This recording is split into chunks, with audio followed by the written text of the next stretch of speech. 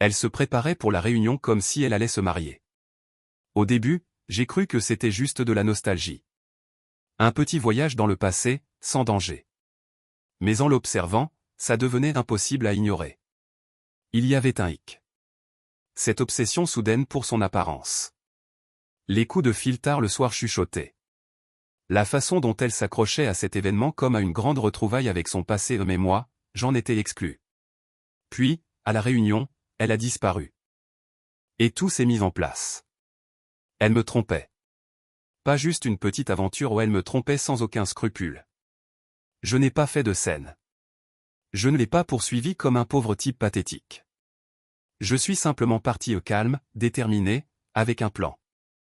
Elle va rentrer dans une maison vide, oui, une maison vide. Sans avertissement. Sans explication. Juste la réalité froide et brutale de ce qu'elle a jeté à la poubelle. Et ce n'est que le début. À partir de maintenant, sa vie va dérailler comme un train fou. Et je serai sans pitié.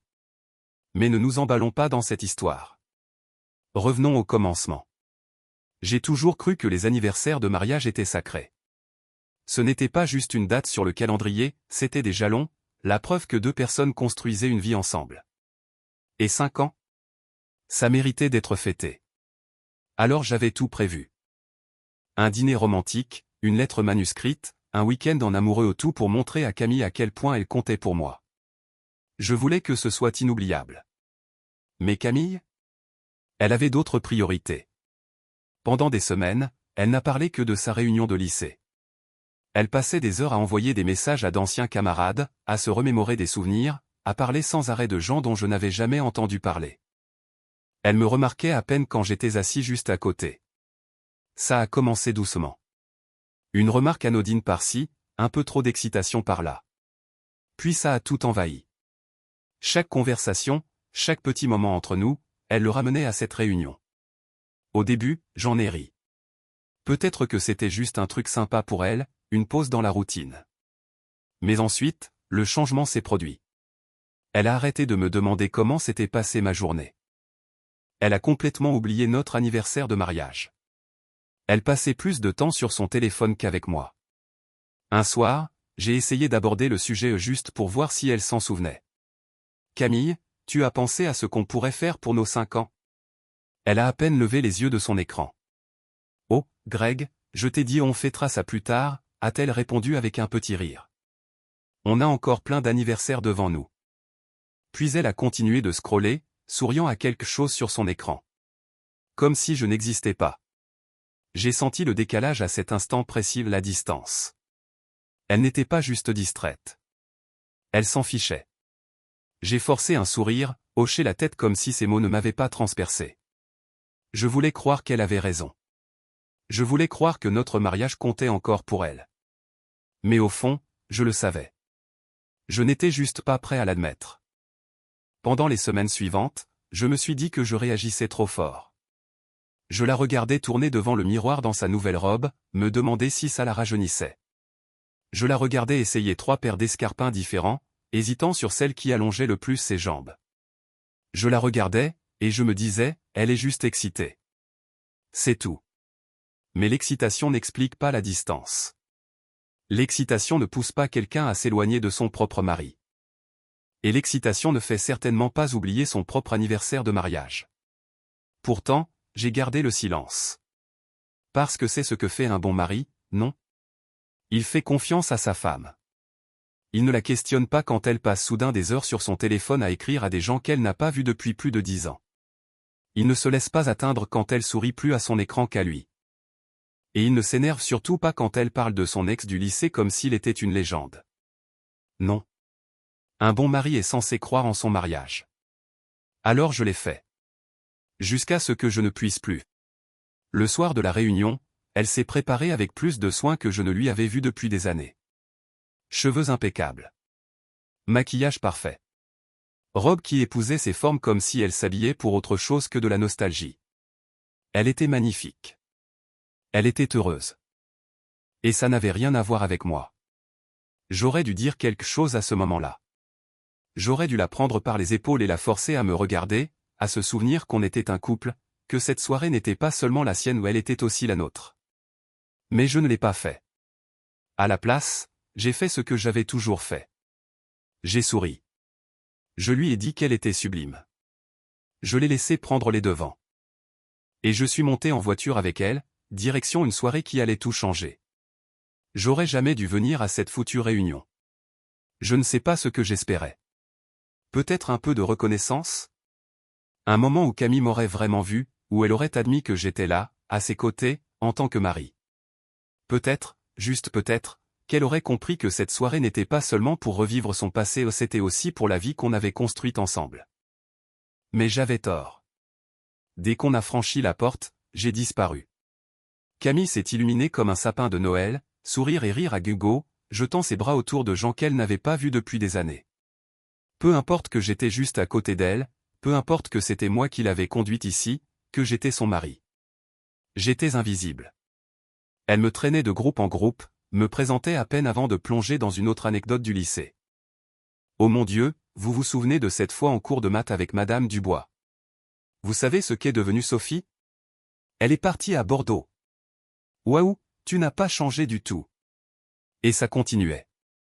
Je restais là, les mains dans les poches, hochant la tête, me sentant de plus en plus comme un étranger à l'événement de ma propre femme.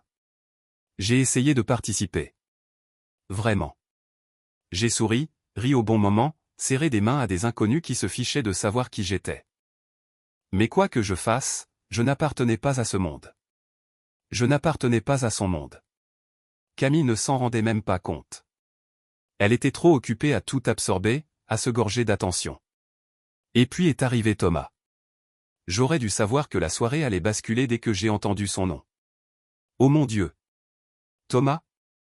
La voix de Camille est montée dans les aigus, cette excitation essoufflée qu'elle réservait autrefois à moi, maintenant déversée sur quelqu'un d'autre. Je me suis retourné et je l'ai vu. Grand. Sûr de lui. Le genre de mec qui entre dans une pièce et la possède sans effort. Le genre de mec qui sait exactement qui il est et ne doute jamais. Le genre de mec dont les femmes se souviennent. Et Camille? Elle s'en souvenait. Elle s'est précipitée vers lui comme tirée par un fil invisible. Ses bras se sont enroulés autour de lui dans une étreinte qui a duré trop longtemps, ses mains agrippant ses épaules comme pour s'assurer qu'il était bien réel. Thomas lui a souri d'en haut, ce sourire arrogant et assuré. Waouh, Camille. Tu es toujours aussi belle. Et d'un coup, je suis devenu un fantôme. Je les ai regardés parler, debout juste assez loin pour être complètement oublié. C'était comme si je n'étais pas dans la salle. Camille se penchait quand Thomas parlait, ses doigts effleurant son bras quand elle riait. Elle jouait avec ses cheveux comme au début de notre relation. J'ai essayé de chasser cette sensation qui me remontait l'échine, ce pressentiment que quelque chose clochait. Ce n'était pas normal. Ce n'était pas juste des vieux amis qui rattrapaient le temps perdu. J'ai regardé autour de moi, me demandant si quelqu'un d'autre le remarquait, mais personne ne semblait s'en soucier. Ou peut-être que si, et ils étaient trop polis pour le dire. Marc, l'un des rares avec qui j'avais eu une vraie conversation ce soir-là, s'est approché de moi. C'est son ex, hein, a-t-il dit en désignant Camille et Thomas du menton. Ouais, ai-je marmonné. Marc a sifflé doucement. Ils avaient une histoire, pas vrai? Je n'ai pas répondu. Pas besoin. La preuve était là, dans la façon dont les yeux de Camille brillaient quand elle le regardait, dans la façon dont elle m'avait complètement oublié. J'ai serré la mâchoire et me suis forcé à rester calme. C'était juste du passé, non? Juste deux personnes qui rattrapaient le temps perdu. C'est tout. J'ai pris une grande inspiration, essayant de repousser cette sensation moche qui grandissait dans ma poitrine. Mais au fond, je le savais déjà. Je le savais avant même qu'elle dise un mot. Camille s'est enfin tournée vers moi, mais juste une seconde. Greg, tu te souviens de Thomas, hein? J'ai hoché la tête, raide. Ouais. On s'est déjà vu. Thomas m'a tendu la main comme si on était potes. Comme si sa main n'était pas encore chaude du contact de ma femme. Je l'ai serré. Fort. Sans sourire. Mec, je dois dire, t'as de la chance, a dit Thomas avec le même sourire. Camille est toujours aussi belle. Je ne sais même plus ce que j'ai marmonné en réponse. Quelque chose de neutre, de faux. Camille a rayonné sous le compliment, balayant ses mots comme s'ils ne signifiaient rien. Comme si elle ne les buvait pas. Et puis, aussi vite qu'elle m'avait présenté, elle s'est retournée vers lui. Comme si je n'étais rien. Le temps a passé dans un brouillard après ça. J'ai essayé de me convaincre que j'étais juste parano. Je me suis assis à une table dans un coin, sirotant un verre pendant que Camille papillonnait dans la salle. À chaque fois que je levais les yeux, elle était avec lui. Parlant. Riant. Se souvenant de choses auxquelles je n'avais jamais participé. J'ai fixé l'horloge, me demandant combien de temps je devais encore endurer ça. Combien de temps je devais encore faire semblant que ça ne me déchirait pas. Puis j'ai levé les yeux pour la chercher à nouveau. Et elle avait disparu. Au début, je n'ai pas paniqué. Elle était sûrement sortie prendre l'air, non? Ou peut-être aux toilettes, à retoucher son maquillage. Je me suis levé et j'ai commencé à chercher, slalomant dans la foule, scrutant chaque recoin de la salle. Rien. J'ai vérifié dehors. Rien. J'ai sorti mon téléphone et lui ai envoyé un message. T'es où? Pas de réponse. J'ai appelé. Ça a sonné une fois, puis messagerie. Cette sensation nauséeuse dans mon ventre s'est transformée en quelque chose de pire. J'ai accéléré, vérifiant chaque salle, chaque couloir, chaque coin de l'endroit. Camille n'était nulle part. Elle n'était pas juste sortie une minute. Elle était partie. Et soudain, tout prenait sens. La réunion. L'excitation. L'obsession. La façon dont elle s'était préparée pour cette soirée comme pour son mariage. Ce n'était pas de la nostalgie. Ce n'était pas pour les amis. C'était pour lui. Et j'avais été trop aveugle pour le voir. Elle est partie avec Thomas. Les mots m'ont frappé comme un coup de poing dans le ventre. Je me suis retourné vers le type qui avait dit ça, un camarade à elle dont je ne me rappelais même pas le prénom. Il parlait comme si c'était rien, comme une simple anecdote de la soirée. J'ai dégluti. T'es sûr? Il a hoché la tête. Ouais, ils ont filé ensemble il y a pas longtemps. Sûrement pour l'after. L'after. Bien sûr. J'ai hoché la tête et me suis retourné, les poings serrés le long du corps.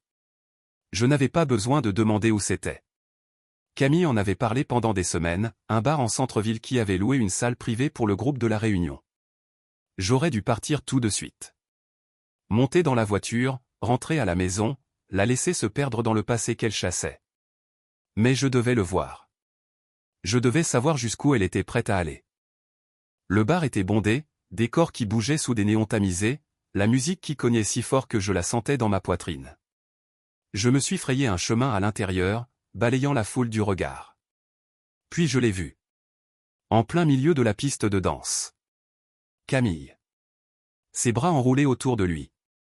Son corps pressé si près de celui de Thomas qu'on aurait dit qu'ils étaient les deux seules personnes dans la salle. Elle bougeait avec lui, chaque déhanché parfaitement synchronisé. Ses mains glissaient sur ses épaules, dans ses cheveux. Et son visage, mon Dieu, son visage. Elle rayonnait. Souriait. Riait. Le regardait comme s'il venait d'entrer dans sa vie et de tout réparer. Comme si je n'avais jamais existé. Mon estomac s'est tordu si fort que j'ai cru que j'allais vomir. Je ne pouvais pas bouger. Je ne pouvais pas respirer. Je suis resté là, à regarder. À regarder ma femme, la femme que j'avais aimée, avec qui j'avais prévu un avenir, enlacer un autre homme comme s'il lui appartenait. Comme si elle n'avait jamais été à moi. Puis ça s'est produit. Là, devant tout le monde. Thomas s'est penché, les mains sur sa taille, et l'a embrassé. Et Camille? Elle lui a rendu son baiser. Pas avec hésitation. Pas par surprise. Comme si elle l'attendait. Comme si elle l'attendait depuis toujours. Le bruit autour de moi s'est estompé. La musique, les rires, les discussions autour s'est brouillé. Je n'entendais plus que les battements dans ma poitrine. Je ne sentais plus que le poids de tous les moments qui avaient mené à ça. Tous les soirs tardifs sur son téléphone. Tous les moments où elle m'avait ignoré, repoussé, comme si je n'existais pas. Tous les efforts que j'avais mis dans notre couple, pendant qu'elle comptait les jours jusqu'à ce moment. J'aurais dû être en colère. J'aurais dû foncer là-bas, la traîner dehors, lui demander comment elle pouvait me faire ça. Mais je ne l'ai pas fait. Je suis resté là. Et j'ai regardé. Regardé pendant qu'elle riait dans sa bouche. Regardé pendant que ses mains serraient plus fort sa taille. regarder pendant qu'elle penchait la tête, approfondissant le baiser, comme si c'était une belle histoire d'amour retrouvée et que moi, j'étais juste le pauvre type qui s'était trompé de film. Mes doigts se sont refermés en poings si serrés que mes ongles se sont enfoncés dans mes paumes. Mais je ne suis pas allé les rejoindre. Je n'ai pas dit un mot. Je ne leur ai pas donné le plaisir d'une scène. Je me suis retourné. Et je suis parti. Le trajet du retour a été silencieux. Pas de musique. Pas de radio. Juste le ronronnement du moteur et le rythme régulier des pneus sur la route. Je n'étais pas en colère, pas comme les gens imaginent. Je ne serrais pas le volant, je ne marmonnais pas entre mes dents, je ne préparais pas une confrontation dramatique. Je me sentais fini. Quelque chose en moi s'était éteint au bar. Peut-être que ça s'éteignait depuis un moment, et que je refusais de l'admettre. Peut-être que j'avais vu venir ça bien avant ce soir, bien avant de voir Camille dans les bras d'un autre. Mais ce moment où le baiser, la façon dont elle s'était fondue dedans, la façon dont elle le regardait comme elle ne m'avait jamais regardé avait effacé quelque chose en moi. Ça ne faisait plus mal. Plus maintenant. Je n'étais pas brisé. Je n'étais pas trahi. J'étais juste terminé. Camille avait déjà fait son choix. J'étais juste le dernier à le comprendre. La route s'étendait devant moi, sombre et vide. Je les voyais encore dans ma tête, la façon dont ils bougeaient ensemble, la façon dont le monde avait disparu autour d'eux. Ce n'était pas une erreur. Ce n'était pas un moment d'ivresse qu'elle regretterait demain. Non, c'était voulu. C'était quelque chose qu'elle avait désiré. Et c'est ce qui rendait si facile de lâcher prise. Je n'allais pas me battre pour quelqu'un qui m'avait déjà quitté. Je n'allais pas supplier pour des réponses dont je n'avais pas besoin. J'avais passé 5 ans à croire qu'on construisait quelque chose ensemble. Elle avait passé une soirée à me prouver que j'avais tort. Alors c'était fini. Pas de cris. Pas d'accusation. Pas de larmes. Juste l'acceptation. Quand je me suis garé dans l'allée, je savais déjà ce qu'il fallait faire. Je suis resté un moment dans la voiture, à regarder la maison. La lumière du porche était allumée, projetant une lueur douce sur les marches. La maison avait l'air comme d'habitude, comme si rien n'avait changé. Mais tout avait changé. Ce n'était plus notre foyer. Juste une maison. Un endroit où j'avais investi ma vie, croyant que c'était éternel. Mais rien n'est éternel, n'est-ce pas? Pas l'amour. Pas la confiance. Pas le mariage. Je suis sorti de la voiture, l'air frais de la nuit me réveillant comme une gifle. Je me sentais calme. Solide. Parce que pour la première fois depuis longtemps, je savais exactement ce que je devais faire. Et cette fois, je n'allais pas hésiter. Je n'ai pas perdu de temps. Je suis entré par la porte d'entrée, passant devant les photos encadrées au mur, devant le canapé où Camille et moi nous étions assis des années, devant la table de la salle à manger où nous avions fêté anniversaire de mariage et fête. Tout ça ressemblait maintenant à la vie de quelqu'un d'autre. Je n'allais pas attendre d'explications. Je n'allais pas écouter une liste d'excuses. Et je n'allais certainement pas rester planté là pendant qu'elle chercherait des mots qu'elle ne penserait pas. Camille avait déjà fait son choix. Maintenant, c'était mon tour. Je suis allé directement dans la chambre et j'ai pris ma valise au fond du placard. Sans hésiter. Sans me poser de questions. Juste l'action. J'ai ouvert les tiroirs, pris seulement ce dont j'avais besoin, quelques chemises, jeans, chaussures. Juste de quoi tenir un moment. Le reste? Ça n'avait plus d'importance. Ensuite, les choses importantes, mon passeport, mon acte de naissance, les documents que j'avais rangés dans le classeur. Je ne savais pas encore où j'allais, mais où que ce soit, je ne reviendrai pas. Je me suis déplacé dans la maison comme en pilote automatique. Un homme qui effaçait les dernières traces de lui-même avant de disparaître pour de bon. Mon ordinateur portable. Quelques objets personnels qui comptaient vraiment pour moi. C'était tout. Je n'ai pas touché son côté du placard. Je n'ai pas traîné. Je n'allais pas laisser de mots. Je n'allais pas m'expliquer. Elle ne s'était pas expliquée quand elle était partie du bar avec Thomas. Elle n'avait pas eu une seule pensée pour moi quand elle l'avait enlacé comme s'il était son avenir et moi un passé oublié. Alors pourquoi je le ferais? Je suis entré dans la salle de bain, j'ai allumé la lumière. Ma brosse à dents, mon rasoir, les petites choses qui marquaient ma présence dans cette maison. Je les ai pris sans réfléchir, les fourrant dans mon sac. Puis j'ai croisé mon reflet dans le miroir. J'avais du mal à me reconnaître. Un homme qui avait passé 5 ans à croire qu'il avait une partenaire. Un homme qui avait travaillé, planifié, construit une vie avec quelqu'un qui regardait par-dessus son épaule tout ce temps, attendant mieux. Un homme qui avait enfin vu la vérité. J'ai éteint la lumière. Je suis sorti sans me retourner. J'ai laissé mon alliance sur la table de nuit. Pas comme un geste. Pas comme un message final. Elle ne m'appartenait plus, c'est tout. J'ai fait vite. Je n'avais pas envie de faire traîner, je n'allais pas perdre du temps assis dans le noir à attendre le bruit des talons de Camille sur le gravier quand elle rentrerait, ivre de nostalgie et d'attention de Thomas. Je n'ai pas touché les comptes bancaires. Pas encore. Ça viendrait plus tard. Pour l'instant, je devais juste être parti. J'ai fermé ma valise, je l'ai mise sur l'épaule et je suis sorti par la porte d'entrée. Je ne l'ai pas claquée. Je ne me suis pas arrêté sur le perron, je n'ai pas jeté un dernier regard à l'endroit que j'appelais autrefois maison. Je suis juste parti. Quand Camille est rentrée aux petites heures du matin, je n'étais déjà plus qu'un fantôme. Camille a à peine réussi à monter les marches du perron. Ses talons vacillaient, le poids de la nuit pesant sur ses épaules. La réunion avait été tout ce qu'elle espérait, rire, souvenir, visage d'une époque plus simple. Et Thomas. Le revoir avait réveillé quelque chose en elle, quelque chose qu'elle n'avait pas ressenti depuis longtemps. Mais maintenant, en cherchant ses clés, alors que l'alcool commençait à se dissiper, une autre sensation s'est insinuée. Quelque chose n'allait pas. La maison était sombre. Trop sombre. D'habitude, Greg laissait une lumière allumée quand il savait qu'elle rentrerait tard. Et où était sa voiture? Elle a jeté un œil dans l'allée. Vide. Ses doigts se sont crispés sur le trousseau. Peut-être qu'il était juste sorti. Peut-être qu'il était parti faire un tour pour se calmer. Peut-être qu'il était à l'intérieur, endormi. Ou peut-être. Non. Elle a chassé l'idée et est entrée. Greg. Silence. Elle a enlevé ses talons, se massant les tempes.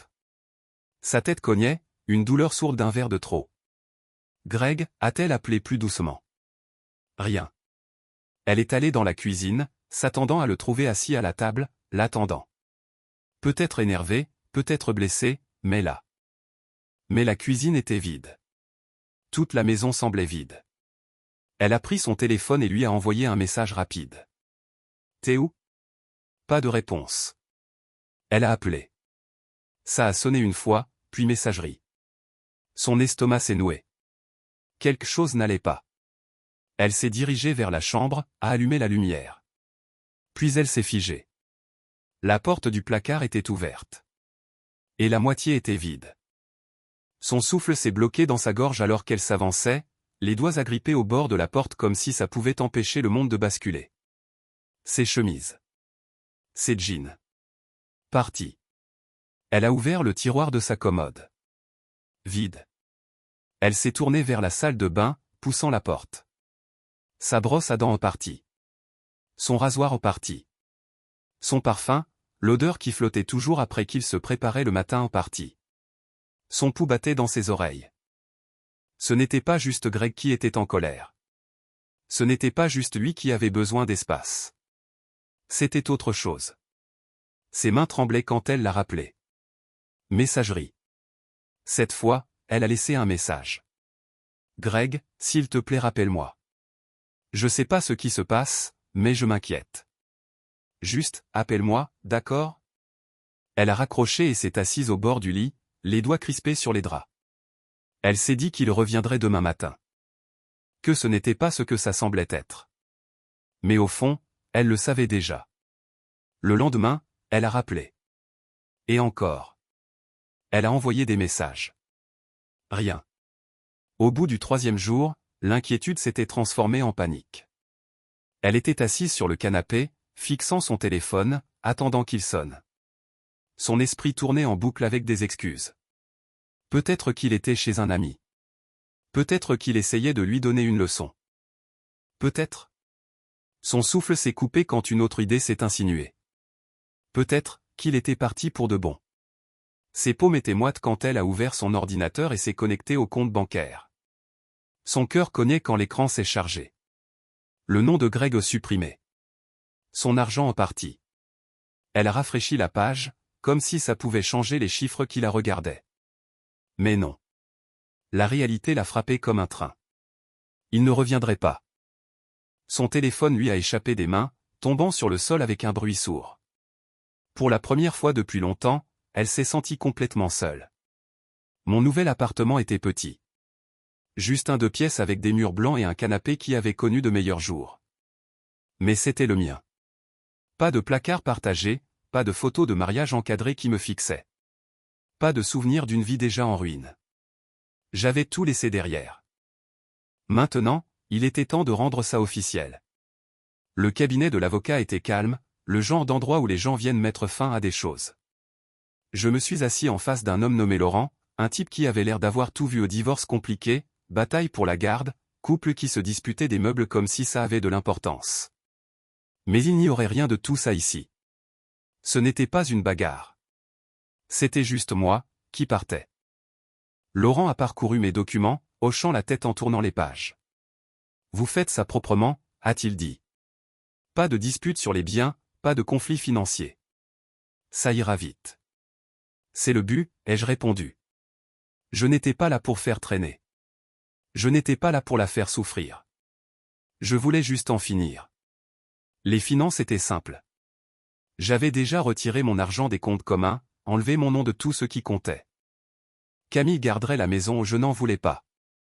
Qu'elle garde les murs qu'on avait construits ensemble. Qu'elle traverse les pièces vides et ressente le poids de tout ce qu'elle avait jeté. Ça ne m'intéressait plus. Je ne voulais pas un seul morceau de la vie qu'on avait partagée. Elle pouvait tout garder. Tout sauf moi. Les papiers ont été prêts en fin de semaine. Un simple paquet de documents, attendant juste des signatures. Laurent les a poussés vers moi, tapotant la première page avec son stylo. Une fois qu'elle signe, c'est définitif. Pas de retour en arrière. J'ai pris le stylo. Et je n'ai pas hésité. J'ai signé en bas, un trait régulier sur le papier. Pas de colère. Pas de regret. Juste la fermeture. Le mariage était déjà mort. Ça, c'était juste le papier. Je suis sorti du cabinet plus léger que je ne l'avais été depuis des années. Plus d'attente. Plus de questions. Elle m'a retrouvé. Mais pas tout de suite. Au début, elle a appelé. Encore et encore. Des messages. Des vocaux.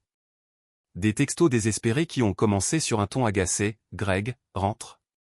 On parle. » Puis de la confusion, « Greg, t'es où ?» Et enfin la panique pure, « S'il te plaît, réponds-moi. » Je suis désolé. J'ai ignoré chacun d'eux. Puis elle a commencé à chercher. Elle est d'abord venue à mon bureau, pensant que je faisais juste la tête. Mais j'avais déjà démissionné. La réceptionniste lui a dit que j'étais parti au plus d'adresses, pas d'infos et ça a dû être le premier vrai choc pour elle. Ensuite, elle a essayé avec mes amis. Marc m'a raconté plus tard. Elle l'avait coincé à la salle de sport, les yeux exorbités, exigeant des réponses. Il est tout, avait-elle demandé, à bout de souffle. S'il te plaît, Marc, faut que je lui parle. Marc avait haussé les épaules et dit la vérité. Je ne voulais pas être retrouvé. Ça ne l'a pas arrêté. Elle est allée chez mes parents, un endroit qu'elle n'avait pas beaucoup visité ces dernières années. Ma mère a ouvert la porte, les bras croisés, sachant déjà pourquoi elle était là. Il est tout, avait demandé Camille, la voix pleine de larmes. Ma mère a juste secoué la tête. Tu n'as plus le droit de demander ça. La porte s'est refermée devant elle. Mais Camille n'avait pas fini. Ça lui a pris des semaines, peut-être plus, mais elle a fini par engager un détective privé. Elle a payé cher pour me retrouver. Et un soir, alors que je commençais enfin à m'habituer à l'idée d'une vie sans elle, elle s'est présentée. Elle se tenait dans l'embrasure de la porte de mon nouvel appartement, ne ressemblant plus du tout à la femme confiante qui m'avait quitté cette nuit-là. Cheveux en désordre, yeux gonflés, maquillage coulé de larmes.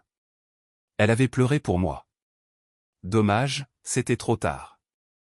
Greg, a-t-elle murmuré, la voix tremblante. Je n'ai pas réagi. Pas un tressaillement. Pas même croisé les bras. Je suis juste resté là, à la regarder. Elle s'est dandinée sur place, comme si elle ne savait plus quoi faire de son corps. J'ai merdé, a-t-elle dit, la voix cassée. J'étais bourré, Greg, je te jure, ça voulait rien dire. J'ai laissé échapper un souffle lent. Pas de cri. Pas d'accusation. Juste le silence. Je me suis tourné, j'ai pris la pile de documents qui attendaient sur le comptoir. Je les lui ai tendus. Son visage s'est déformé dès qu'elle les a vus. Elle savait ce que c'était. Ses mains tremblaient quand elle les a pris, ses yeux parcourant les mots comme si elle pouvait les changer en les lisant assez vite. Elle a levé les yeux vers moi, la lèvre tremblante. « Greg, s'il te plaît » a-t-elle murmuré. C'était une erreur. Je t'aime. Je peux réparer ça. On peut réparer ça. J'ai laissé échapper un rire sec, secouant la tête. Réparer ça? Ai-je répété, m'approchant jusqu'à ce qu'elle n'ait d'autre choix que de me regarder dans les yeux. Je le voyais maintenant, le regret, le désespoir. Elle comprenait enfin. Tu as jeté 5 ans de mariage pour une danse de 5 minutes avec un mec qui n'est même pas resté après avoir foutu ta vie en l'air. Et maintenant, quoi? Maintenant tu te souviens soudain qui je suis. Elle a laissé échapper un sanglot étouffé, tendant la main vers mon bras. Je me suis reculé. J'étais ton mari, Camille, ai-je dit, la voix froide et égale. J'aurais fait n'importe quoi pour toi. N'importe quoi. Mais tu as été très clair, j'étais juste un bouche-trou en attendant que ton fantasme de lycée revienne. Les larmes coulaient sur ses joues alors qu'elle secouait la tête frénétiquement. Non, Greg, s'il te plaît. J'étais stupide. Je réfléchissais pas. Je l'ai coupé. Non, Camille, ai-je dit, la voix basse mais ferme. Tu réfléchissais. Tu savais exactement ce que tu faisais. Elle a ouvert la bouche, puis l'a refermée. Elle n'avait plus rien à dire. Elle savait que j'avais raison. Je me suis penché légèrement, baissant la voix jusqu'au murmure. Profite de tes souvenirs. C'est tout ce qu'il te reste. Ses genoux ont lâché, et elle s'est effondrée dans l'embrasure, agrippant les papiers de divorce comme si c'était la seule chose qui la tenait debout. Je n'ai pas attendu une autre supplication. Je ne l'ai pas regardée à nouveau. J'ai juste tendu la main vers la porte. Et puis, exactement comme elle l'avait fait avec moi cette nuit-là. Je suis parti. Et j'ai fermé la porte devant elle. Le divorce est passé sans contestation. Elle n'a rien opposé. Elle n'a pas essayé de faire traîner. Peut-être parce qu'elle savait qu'elle n'avait aucune chance. Peut-être parce qu'elle espérait qu'au fond, je reviendrais sur ma décision. Mais je ne l'ai pas fait. J'ai signé les papiers finaux et je n'ai jamais regardé en arrière. Je ne sais pas ce qu'elle attendait. Que je change d'avis? Que je me réveille un matin en me disant que je lui manquais? Que je lui pardonne? Je ne l'ai pas fait. Pendant que j'avançais, elle était coincée. Piégée dans les décombres de ses propres erreurs. Elle a essayé de me recontacter quelques fois après ce jour à mon appartement. Des mais. Quelques appels d'un numéro inconnu que je n'ai jamais décroché. Puis, enfin, le silence. Je suppose que ça a fini par rentrer. Elle m'avait perdu pour de bon. J'ai construit quelque chose de nouveau. Je suis parti à Lyon. Pas pour une raison particulière, juste assez loin pour ne plus entendre son nom, pour ne plus risquer de croiser de vieux souvenirs. La ville était assez grande pour s'y fondre, pour recommencer sans explication. J'ai trouvé un petit appartement près du parc de la Tête d'Or. Rien de luxueux, juste un endroit propre avec de grandes fenêtres et vue sur les lumières de la ville la nuit. C'était paisible. Pas de souvenir d'elle. Pas de rappel de ce que j'avais perdu.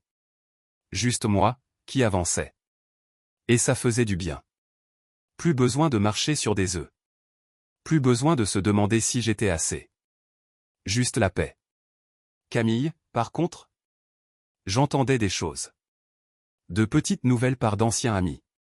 Elle est restée dans la maison, mais ce n'était plus pareil. Apparemment, elle a essayé de sortir avec des gens, mais ça n'a jamais tenu. Les gens disaient qu'elle n'était plus elle-même. Qu'elle avait l'air fatiguée, vieillie, comme quelqu'un qui porte un poids qu'il ne peut pas lâcher. Le regret fait ça à une personne.